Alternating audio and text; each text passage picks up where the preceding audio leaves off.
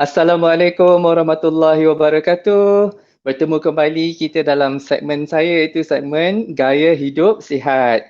Alhamdulillah, apa khabar anda semua? Saya doakan anda semua sihat. Masih lagi dalam usaha memperbaiki hidup anda ke arah yang lebih sihat dan ke arah yang lebih positif. Terima kasih perkongsian daripada Anik tadi. Anik masih lagi bercerita berkenaan sabar ya. Selagi Anik cerita pasal sabar, selagi itulah saya akan cerita pasal puasa. Boleh ke macam tu? Okey. Minggu ni, ya, saya masih lagi nak bercerita pasal puasa. Banyak sebenarnya nak cerita ni. Okay? Tapi sebab itulah kita kena cerita sikit-sikit dan berperingkat-peringkat supaya anda boleh appreciate dan anda juga boleh lebih faham, dan jika anda nak menggunakannya sebagai salah satu tool ya ke arah kesihatan diri yang lebih baik, anda boleh menggunakannya dengan sedikit ilmu. Jadi anda tahu bila anda lakukan sesuatu puasa yang macam ini, apa yang berlaku. Bila anda puasa yang macam ini, apa pula yang berlaku. Okay? InsyaAllah. Kalau kita sorok kembali kita buat quick recap apa yang dah kita cover dalam episod-episod lepas. Saya mula bercerita berkenaan puasa pada episod ke-11. Pada episod ke-11 tu kita cerita pasal intermittent fasting. Okay? Ada 3 cara yang popular ya untuk pengamal intermittent fasting ni. Cara yang paling popular adalah 16-8, iaitu puasa 18 jam dan makan dalam waktu 8 jam eating window. Kemudian dia ada 5-2 diet ya, 5 hari makan seperti biasa, 2 hari makan yang dalam kalori yang sangat-sangat kurang. Lepas tu ada juga yang jenis puasa on and off ya, untuk mengamalkan intermittent fasting itu. Dalam episod yang lepas pula, iaitu episod ke-12, saya bercerita berkenaan dengan autophagy. Autophagy ini adalah proses yang paling kita nak berlaku dalam badan kita apabila kita berpuasa, kerana proses autophagy ini adalah di mana sel-sel di dalam badan kita mula memakan diri sendiri ya. Makan diri sendiri itu bukanlah untuk bunuh diri. Makan diri sendiri itu untuk repair ya. Komponen sel yang dah tak elok, yang mana yang dah rosak tu, sel akan makan untuk kekalkan sel yang sedia ada supaya lebih sihat, dan juga membina sel-sel baru yang lebih sihat juga. Dan ini hanya boleh dicapai sekiranya kita berpuasa ya. Setelah beberapa jam baru proses ini berlaku. Jadi minggu ini saya nak cerita pula kalau bila anda berpuasa puasa yang sama ada intermittent ataupun extended fast, setiap jam yang anda berpuasa itu, apa lagi yang berlaku dalam badan kita selain daripada autophagy ini. Dan autophagy ini adalah yang penting, kerana autophagy ini berlaku dalam badan kita, tak berlaku secara serentak ya. Sebab kita banyak sel ada berapa trilion, 70 trilion sel dalam badan kita ini. Dan tak semuanya akan berlaku, autophagy ini tak akan berlaku secara serentak. So dia akan berlaku secara berperingkat. Sebab itu puasa yang disarankan untuk mendapat full benefit of autophagy ini adalah dalam tempoh 72 jam ya, ataupun mungkin lebih sikit. Sebab di waktu 72 jam tu banyak lagi benda yang berlaku. Saya sendiri baru lepas melakukan extended fast selama 80 jam ya pada minggu lepas. So harap-harapnya banyaklah autophagy yang berlaku insya-Allah. Okey. Now, bila kita lakukan intermittent fasting ini, sekurang-kurangnya kalau kita puasa yang kita biasa buatlah pun dalam amalan kita sebagai seorang Islam selalunya kita berpuasa dalam 14 jam ya, daripada subuh hingga ke waktu berbuka, waktu maghrib.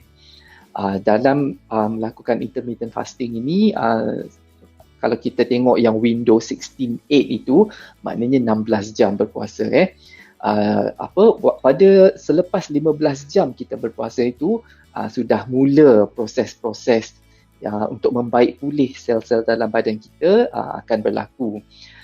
Antara yang penting selepas 15 jam berpuasa itu, human growth hormone kita akan mula ada balik. Human growth hormone ni adalah hormon tumbesaran dalam badan ya. Hormon tumbesaran dalam badan ni, badan kita dah stop produce dah. Bila umur dah 30 lebih tu badan kita dah tak produce dah.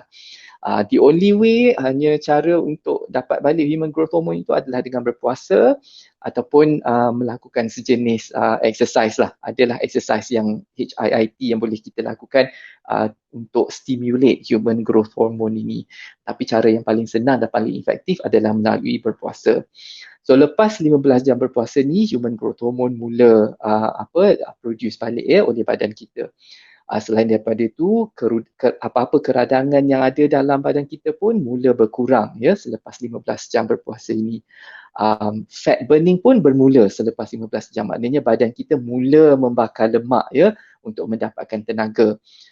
Anda mungkin tahu dalam perbincangan kita yang lepas-lepas, badan kita memang sentiasa prefer untuk membakar karbohidrat ataupun glukos untuk mendapatkan tenaga. Tapi sekiranya anda mengamalkan ketogenic lifestyle, badan anda dah mula switch untuk prefer membakar lemak daripada membakar gula. So waktu selepas 15 jam ini pembakaran lemak sudah mula berlaku Bila pembakaran lemak berlaku, sumber tenaga yang dihasilkan dipanggil ketones Kalau pembakaran karbohidrat untuk tenaga daripada glukos kalau pembakaran lemak, ketones yang dihasilkan, dan ketones ini mula meningkat sebab pembakaran lemak sudah berlaku Selain daripada itu, pada waktu ini kalau anda sudah biasa berpuasa, anda akan mula rasa peningkatan dari segi energi dan juga fokus kerana bila ketones production dah increase, otak kita pun makin clear because otak kita sangat suka pada ketone sebenarnya. Otak sebenarnya prefer gula. Tapi bila dapat a cleaner source of energy ni daripada ketones, kita punya mental fog mula hilang Kalau rasa tepu tu dia mula rasa macam otak clear macam tu. So ini hanya berlaku selepas 15 jam berpuasa. Okay? Dan apabila anda sambung puasa pada waktu ke-17 jam itu, ini yang kita panggil autophagy fast Pada waktu ini autophagy mula kick in, betul-betul berlaku. Lepas 15 jam tadi dia sikit-sikit je baru nak start. Lepas 17 jam ini dia mula berlaku secara penuh. Tapi macam saya mention tadi, dia tak berlaku semua sekaligus, dia berperingkat. So autophagy mula berlaku selepas 17 jam, sel-sel mula detox dan sel-sel mula membaiki diri sendiri untuk produce sel-sel baru. Pada waktu ini juga immune system kita akan mula jadi lebih baik dan juga pada waktu ini sebab sel mula repair atau makan komponen-komponen yang tak berguna ataupun komponen yang bahaya dan dah tak elok tu, kajian juga mengatakan bahawa pada peringkat ini juga adalah efektif untuk menghalang kanser sel sel-sel kanser daripada terjadi. Kajian masih lagi dilakukan lah, tapi pada waktu inilah yang mula sebab autophagy dah mula berlaku, jadi pada waktu ini juga sel-sel kanser kita boleh halang daripada terjadi Seterusnya pada 24 jam berpuasa, ini dipanggil gut reset fast.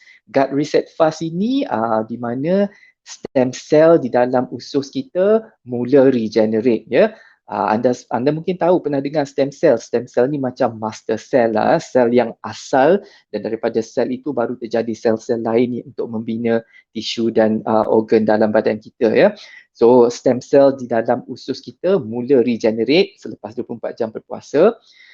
Dan juga pada waktu ini, kalau anda tahu, dalam kita punya gut ini banyak bakteria-bakteria sihat Bakteria-bakteria sihat ini adalah penting untuk penghasilan hormon dalam badan kita. Mungkin anda pernah minum Yakult ke ataupun Vitagen ini adalah sejenis probiotik ataupun kefir, kombucha ini semua adalah probiotik yang menggalakkan kesihatan bakteria-bakteria, good bakteria dalam gut kita, supaya bakteria ini dapat mengeluarkan hormon-hormon yang sesuai yang bagus untuk badan kita dan juga otak kita. Salah satu bakteria yang penting yang di dalam gut kita ni, dia produce apa yang dipanggil GABA. GABA ini adalah gamma aminobutyric acid. GABA ni adalah sejenis neurotransmitter yang diperlukan oleh otak. Ini adalah untuk menghalang central nervous system kita daripada terlalu aktif atau terlalu hyper.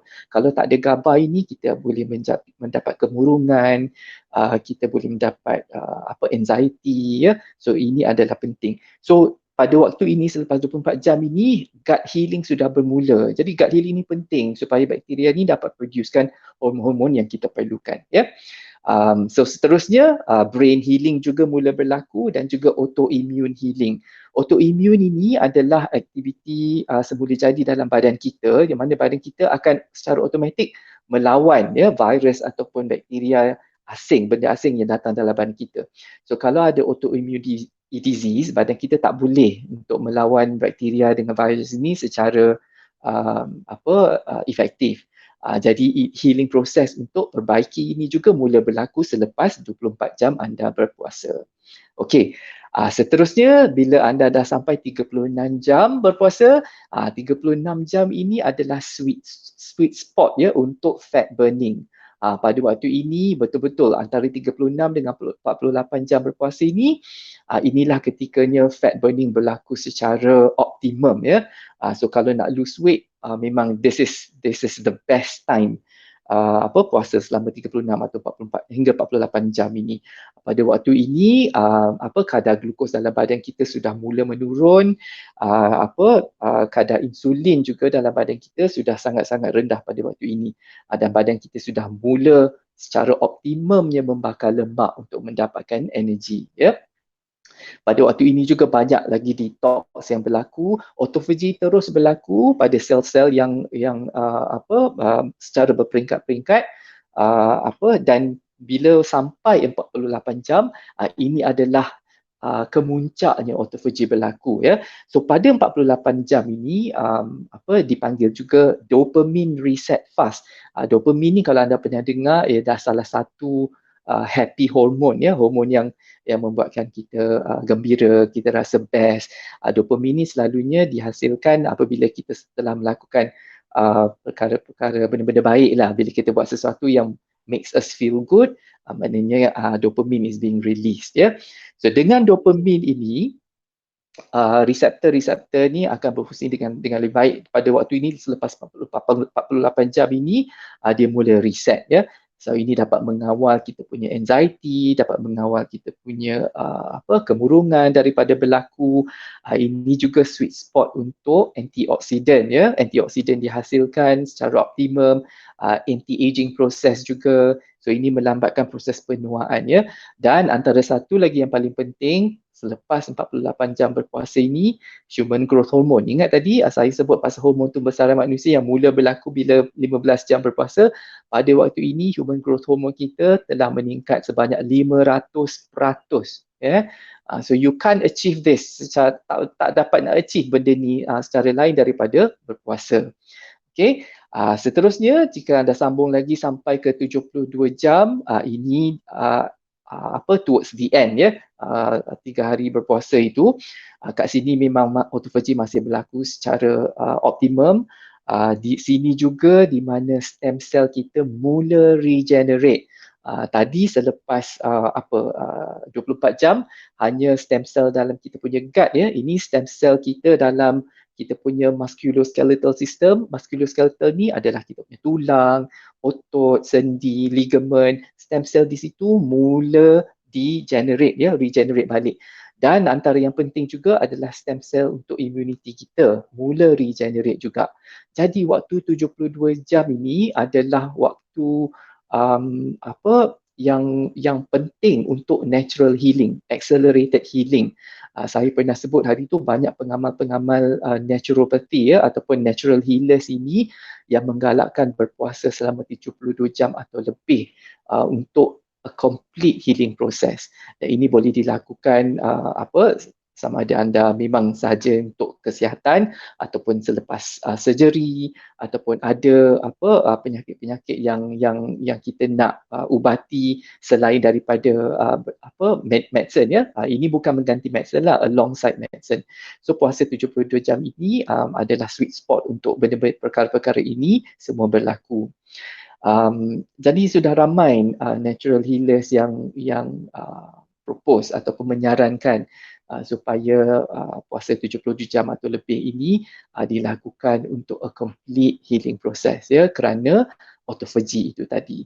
Sebab autophagy berlaku apabila sel mula renew diri sendiri, dan ini berlaku secara berperingkat-peringkat, ya.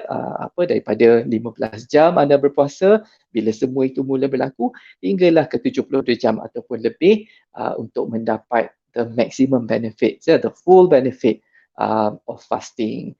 So saya harap ada takeaway anda boleh dapat daripada perkongsian saya pada hari ini. Saya tinggalkan anda dengan 1 minit video. Kita recap balik apa yang saya dah sebut dalam segmen sekejap tadi. Semua yang berlaku pada waktu setiap jam yang kita berpuasa. Jumpa lagi dalam segmen Gaya Hidup Sihat di minggu hadapan, insyaAllah.